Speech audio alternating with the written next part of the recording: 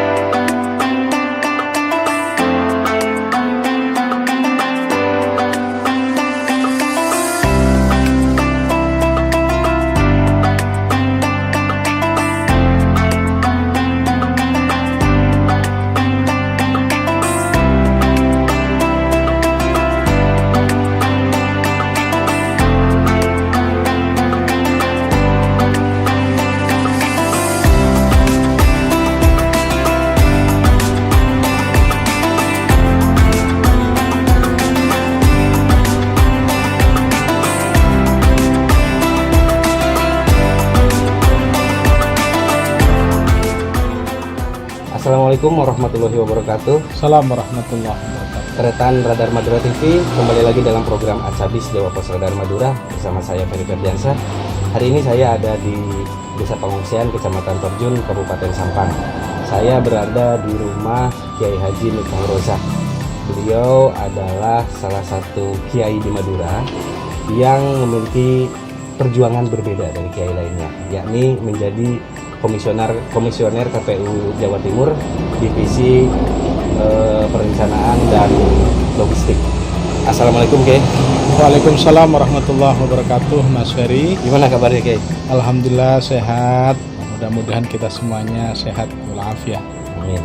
Kiai, ini hari ini tim datang ke sini ingin bincang-bincang dengan Kiai terkait aktivitas Kiai yang mungkin satu sisi Kiai, satu sisi menjadi penyelenggara pemilu ya Pak di KPU Jatim.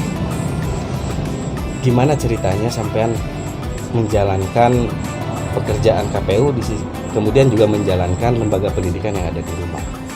Ya, yang pertama untuk masuk kategori Kiai saya rasa terlalu jauh ya. Siap. Tetapi setidaknya ini merupakan bagian daripada ikhtiar saya pribadi dan keluarga untuk berkhidmat kepada nilai-nilai perjuangan Islam, dan ini merupakan bagian daripada estafet proses pengabdian keluarga, dalam hal ini almarhum abah saya, untuk kemudian melanjutkan pengabdian di lembaga pendidikan yang memang kebetulan lembaga pendidikan Islam yang ditangani, diampu dalam hal ini dalam yang terkait dengan program penguatan pendidikan keislaman. Itu yang pertama. Yang kedua, semenjak ketentuan di dalam Undang-Undang 7 tahun 2017 bahwa anggota KPU ataupun Bawaslu memang tidak diperkenankan untuk rangkap jabatan di organisasi atau lembaga baik yang berbadan hukum ataupun yang tidak berbadan hukum. Atas dasar itu, meskipun sebelumnya semenjak tahun 2007 saya mengabdi di NU, juga di Majelis Ulama Indonesia, sejak tahun 2015 saya sudah mengundurkan diri dan fokus sebagai penyelenggara, dan ini merupakan bagian daripada untuk memaksimalkan kinerja saya sebagai komisioner untuk bekerja penuh waktu. Dan hal ini memang menjadi bagian daripada lembaga pendidikan yang kita miliki. Ini sudah ada ya sebelum saya terjun atau menjadi penyelenggara pemilu. Jadi otomatis ketika di sela-sela waktu libur, waktu senggang, saya menyempatkan untuk sekedar ya mengajarlah anak-anak ya. Dan hal itu menjadi bagian daripada nilai yang ditanamkan oleh abah saya untuk selalu istiqomah mengabdi dalam dunia pendidikan, khususnya di pendidikan keagamaan. Dan abah, umi sudah mewariskan nilai-nilai itu untuk bisa mengabdi kepada lembaga pendidikan, khususnya pendidikan keagamaan, sebagai bagian daripada amal jariah keluarga, amal jariah pribadi-pribadi, untuk selalu istiqomah, untuk bisa berjuanglah dalam rangka untuk meningkatkan proses-proses pendidikan keislaman, pendidikan keagamaan. Dan sebagai wujud daripada keistiqomahan itu, meskipun memang saya bekerja penuh waktu ya, lebih-lebih ketika ada tahapan-tahapan pemilu ataupun pilkada, proses pendidikan di sini tetap berjalan karena memang ada asatid pada pengurus yang sudah berjalan, meskipun saya sudah tidak berkecimpung ya, sudah ada keluarga, ada pengurus yang sudah membina, melakukan bimbingan terhadap para santri yang belajar, yang istilahnya mengaji di sini. Oke. Kalau tadi Peri lihat ya, yang mengaji di sini rata-rata anak usia SD kan? Ya. Apa memang fokusnya ke anak usia dini atau ke depan akan dikembangkan sampai ke yang dewasa? Ya, sementara ini kita memang fokus kepada usia dini ya, PAUD atau kemudian usia-usia TK, SD, kemudian SMP ya. Karena memang segmen ini penting untuk ada penanaman yang serius ya. Dalam sebuah kaidah Arab itu, jadi apabila proses pendidikan sejak ini sama halnya mengukir di atas batu. Jadi dengan proses pendidikan yang ditanamkan, terutama pendidikan Al-Quran, ini kita berharap nilai-nilai Al-Quran, penanaman moral Al-Quran ini terpatri sejak dini, sehingga akan menjadi generasi-generasi muslim ideal sesuai dengan harapan kita bersama, sesuai dengan nilai keislaman, nilai-nilai Quran yang telah diajarkan para ulama-ulama sebelumnya. Tadi kembali ketika Kiai mengatakan terlalu tinggi untuk sebutan Kiai ya. Sementara sebelum saya hadir ini ternyata ada musafir ya yang datang ke salah satu makam yang ada di depan rumah Kiai, manggil Kiai dengan kata Gus. Ya. Bahkan teman-teman wartawan biasanya manggilnya Bapak. Sebenarnya panggilan yang paling pas menurut sampean untuk sampean pribadi apa sih sebenarnya? Ya, pada prinsipnya saya bebas ya, fair saja. Jadi panggil Mas boleh, panggil Bapak boleh, ada yang kemudian panggil Lora, ada yang panggil Gus. Saya rasa saya tidak terlalu harus panggil saya ini dan segitu. Tidak sampai sejauh itu. Prinsipnya adalah kita saling menghormati, saling menghargai. Sejauh ini teman-teman wartawan sudah familiar ya, panggil Mas, panggil Bapak. Kemudian ada sebagian yang panggil Lora atau Gus. Saya rasa itu merupakan bagian daripada macam-macam panggilan yang sifatnya juga sama-sama menghormati di antara kita satu sama lain. Kan begini Kiai, kalau di Madura itu kan Kiai tidak hanya sekedar bermakna ulama, tetapi dia ada strata sosial ya, orang yang dianggap berpendidikan agama lebih dari yang lain. Ketika punya anak dipanggilnya Lora gitu.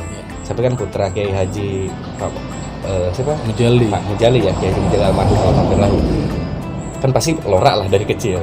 Kemudian sudah gede jadi anggota KPU ya di kabupaten, dulu sempat jadi terus ya. Panggilannya jadi Mas. Apa ada merasa turun kasta atau gimana? Ada nggak perasaan seperti itu? Ya, perasaan itu enggak ada sih. Saya pribadi tidak ada ya. Jadi saya merasa selama mengedepankan nilai-nilai penghormatan yang sama. Jadi panggil Mas itu kan sudah luar biasa ya. Jadi panggil Bapak itu merupakan panggilan-panggilan yang soalnya kita tidak ingin ada jarak ya Mas. Tidak ada jarak sehingga kemudian seakan-akan kita memiliki status sosial yang lebih tinggi. Saya tidak kemudian sejauh itu memaknai sebuah panggilan-panggilan ada. Yang penting kita prinsipnya ada, sekali lagi, saling menghormati, saling menghargai itu dengan panggilan apapun sepanjang itu kita enak ya. Ada yang kemudian teman-teman saya panggil Rozak gitu kan. Yang satu angkatan itu kan, yang satu angkatan baik di perguruan tinggi ataupun di jenjang strata menengah ataupun atas, saya rasa sah-sah saja lah, tidak ada persoalan apapun. Saya kalau informasi yang saya terima, pondok peninggalan almarhum itu kan dipegang oleh adik sampean ya. Artinya kekiaian jatuh ke adiknya sampean di Torjun ya, untuk yang Salafiyah itu. Sampean pribadi ketika menanggalkan status itu sudah berpikir panjang sebelumnya, atau memang itu bukan dunia sampean, gimana? Ya, pertama semuanya oleh Abah ya, sudah ditanamkan bahwa background kami semuanya adalah background pendidikan. Nah, terkait dengan profesi lain, semisal saya di penyelenggara pemilu ataupun adik-adik lain itu pengabdian di pemerintahan yang lain, misal jadi guru, jadi tenaga kesehatan dan sebagainya, ini merupakan bagian daripada ikhtiar lain ya, untuk sama-sama bisa bermanfaat kepada masyarakat lainnya. Tetapi yang proses pendidikan dasar, yakni mengabdi kepada sebuah lembaga pendidikan, ini tidak boleh ditanggalkan. Atas dasar itu, sebelum kemudian saya menjadi komisioner, saya pernah sebelumnya mengabdi lah di sebuah perguruan tinggi keagamaan. Dalam hal ini adalah Sekolah Tinggi Agama Islam Nahdlatul Tholab yang sekarang sudah alih status menjadi Institut Agama Islam Nahdlatul Tholab. Begitu juga di Stikes ya, Stikes Nahdlatul Tholab. Ini merupakan bagian daripada background kami awal untuk kemudian betul-betul ingin menjiwai sebagai tenaga pendidik. Tetapi karena memang sudah harus fokus sebagai penyelenggara pemilu sesuai dengan ketentuan undang-undang, maka semuanya harus ditanggalkan. Kita fokus kepada tupoksi yang sudah diamanahi oleh pemerintah, oleh undang-undang, untuk menjadi penyelenggara yang profesional, memiliki integritas, memiliki nilai-nilai proporsionalitas dalam upaya menjalankan amanah-amanah sebagai penyelenggara pemilu itu. Oke. Ini menarik, dulu katanya di IAI Nahdlatul Tholab itu Pak Kiai pernah megang mata kuliah tasawuf. Ya.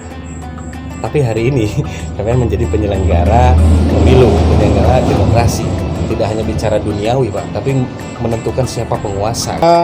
Saya merasa begini ya, bahwa selama saya di kampus, benar pernah saya mengampu mata kuliah ilmu tasawuf, atau studi ilmu Al-Quran, studi ilmu hadis, atau hikmatut tasri' ya, atau filsafat hukum Islam dan seterusnya. Nilai-nilai itu yang meletakkan dasar konsep-konsep nilai yang ketika kemudian saya masuk kepada dunia politik sebagai penyelenggara pemilu, ini ada kesesuaian, tidak ada pertentangan. Jadi saya sangat beruntung ya, lebih awal telah ditanamkan nilai-nilai keagamaan, tinggal kemudian menyesuaikan dengan nilai-nilai prinsip-prinsip sebagai penyelenggara pemilu yang kita kenal dengan kode etik. Pertama adalah integritas. Kita harus betul-betul menampilkan nilai-nilai, menanamkan nilai-nilai integritas, profesionalitas. Kemudian salah satunya adalah kemandirian. Semua nilai itu adalah merupakan nilai-nilai keagamaan yang memang sudah ditanamkan. Dan itu termaktub dalam kode etik KPU. Sehingga tidak ada yang, ini lebih memantapkan terhadap diri saya sendiri sebagai penyelenggara pemilu untuk kemudian terus dimanapun berada kita harus menanamkan nilai-nilai keagamaan. Dan ternyata di KPU pun juga nilai-nilai keagamaan itu dipakai juga. Malah jadi kode etik. Menjadi rule, menjadi ketentuan regulasi yang sudah termaktub dalam baik PKPU ataupun undang-undang, yang harus menjadi modal dasar awal bagi kita untuk menjalankan tugas dan fungsi kita sebagai penyelenggara pemilu. Oke, Kiai, selanjutnya saya kembali ke lembaga pendidikan Fatihul Ulum ya, yang ada di rumah ini. Motivasi apa sih yang membuat sampean rela ngisi waktu ketika weekend ya, ketika Sabtu Minggu pulang dari Surabaya ke sini untuk tetap mengajar ke bertemu dengan santrinya? Kan sudah punya asatidz sendiri. Ya. Misalnya. Ya, pertama adalah untuk menanamkan nilai keistiqomahan ya terhadap diri saya, untuk kemudian dalam koridor bahwa kapasitas kita ini kan sebagai tauladan lah bagi generasi-generasi kita selanjutnya, khusus keluarga. Saya ingin menanamkan ketauladanan ini kepada anak-anak saya dalam hal ini, meskipun kita memiliki kewajiban-kewajiban lain, tetapi jangan tinggalkan kewajiban kita sebagai pendidik, sebagai pengajar. Dalam konteks ini kita niatkan untuk ibadah, meskipun ya kita tidak secara material ya, kita tidak mendapatkan sesuatu. Santri-santri sendiri kan tidak ada infak lah kepada kami, jadi gratis. Biaya asatidz dari mana? Sedangkan asatidz ya murni dari kami pribadi untuk kemudian memberikan semacam insentif lah sebagai bagian daripada ikhtiar kami untuk beramal jariah, sehingga ini merupakan bagian daripada pengabdian kami untuk sama-sama istiqomah memberikan yang terbaik. Dalam hal ini adalah memberikan pendidikan terbaik, meskipun waktu yang saya punya sebentar saja, hanya sekedar misal sholat jemaah kita bersama, kemudian mengaji Al-Quran secara bareng-bareng gitu kan, dan hal itu sudah kami berikan secara teknis kepada para asatidz yang sudah beberapa tahun mengabdi, sudah istiqomah melakukan pembinaan dan bimbingan kepada santri-santri yang ada di sini. Secara pribadi tidak ada yang penting nilai-nilai keistiqomahan itu ada.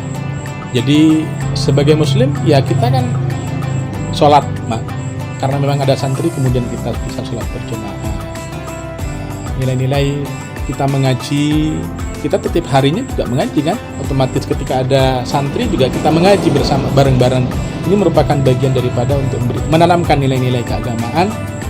Samampang saya masih punya waktu untuk sambil lalu memberikan proses pembinaan dan pembelajaran kepada santriwati yang ada di sini. Oke, pertanyaan terakhir Kiai,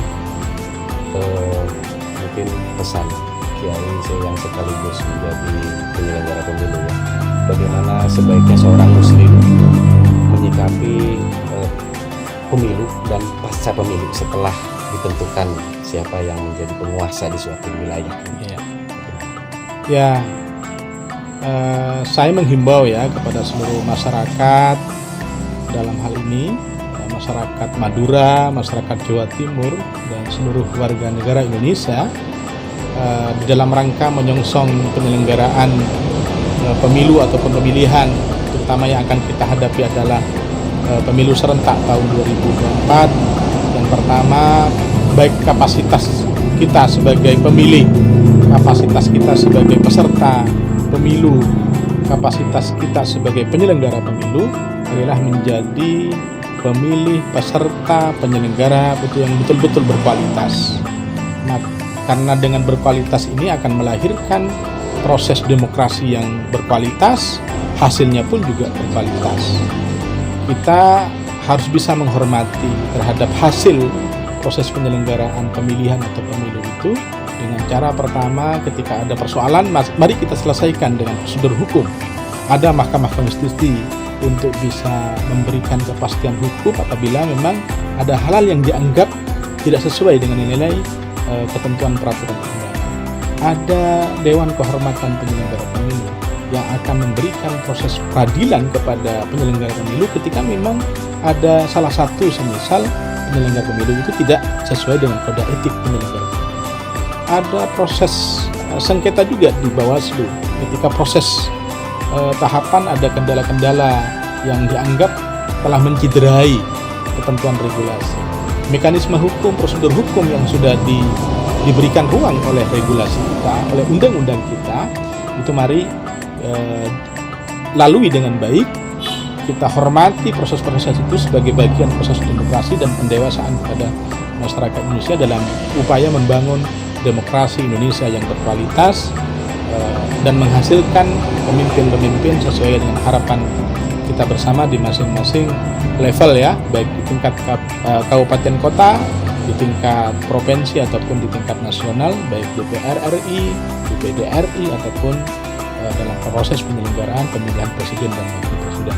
Ini merupakan kewajiban sebagai muslim untuk menyukseskan semuanya, baik kapasitas kita sebagai warga negara, sebagai pemilih, sebagai penyelenggara ataupun sebagai kontestan, dalam hal ini adalah menjadi peserta pemilu ataupun peserta pemilihan. Jadi kita semuanya memiliki kewajiban untuk menyampaikan nilai-nilai kebenaran, keislaman, berdakwah. Berdakwah itu tidak hanya menjadi kewajiban seorang ulama, seorang kiai saja, tetapi kapasitas kita sebagai muslim apapun profesinya berkewajiban untuk menyampaikan kebenaran, menyampaikan nilai-nilai yang benar kepada masyarakat untuk sama-sama watawasau bil haq watawasau bis sabr.